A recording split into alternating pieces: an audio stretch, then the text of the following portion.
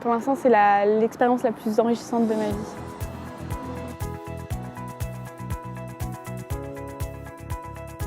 Je m'appelle Clotilde Coussieux, je suis à Dauphine en DEJA 2.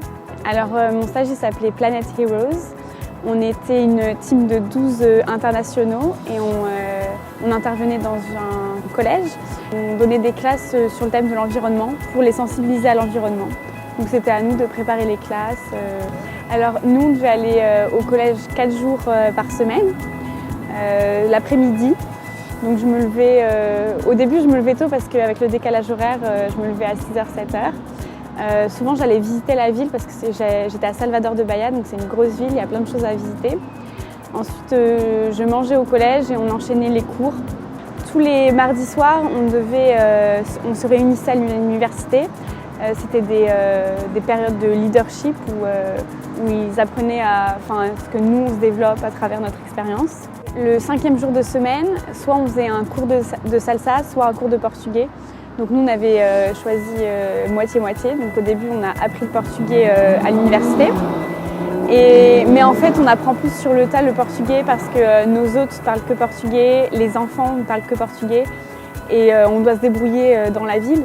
Donc au final, au bout de 2 semaines, tu connais un peu les bases et tu arrives à t'exprimer et à te faire comprendre. Maintenant, je dirais que je peux me débrouiller, mais qu'au Brésil, parce que l'accent est différent.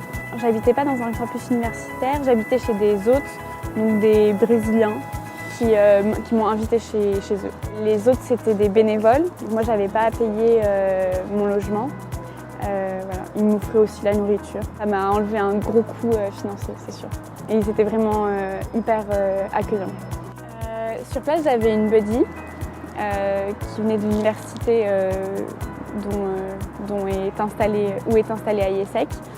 Donc dès que j'avais un problème ou une question, je me référais à elle pour des trajets, pour n'importe quoi. Mon hôte aussi, qui avait juste 5 ans de plus que moi, elle m'aidait pas mal, on sortait pas mal ensemble.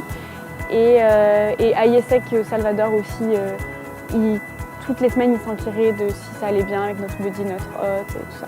Donc j'étais pas mal suivie. Ouais. Alors quand je travaille pas, souvent on voyageait. Donc, comme on était une bonne team, on s'entendait bien. Donc, tous les week-ends, on partait pas très loin, mais c'était hyper dépaysant. Bahia, c'est une région du Brésil très riche. Il y a beaucoup de choses à voir. Il y a des super plages, il y a des montagnes. Et à la fin, on a fait un voyage à Rio pour voir le Cristo Rédempteur quand même. Bon, surtout, c'est la première fois que j'ai appris à me démerder sans aucun matériel. Enfin, avec beaucoup de difficultés, on ne connaissait pas la langue, on n'avait pas de formation de professeur et on n'avait pas beaucoup de moyens. Et pourtant, on devait faire des cours tous les jours. Donc on a appris à se démerder par nous-mêmes et je pense que ça nous a beaucoup aidés à tous. Il m'a appris que l'entraide fait beaucoup. Parce que comme je le disais tout à l'heure, les Brésiliens, dès que tu as un problème, ils t'aident. Et tu sais que tu peux te référer à n'importe qui, même si tu ne connais pas les personnes à côté de toi, tu peux leur poser des questions. Donc je pense que c'est leur grande bonté et le fait qu'ils arrivent à se débrouiller sans tous les téléphones, puisqu'on n'a pas trop le droit de les sortir dans la rue.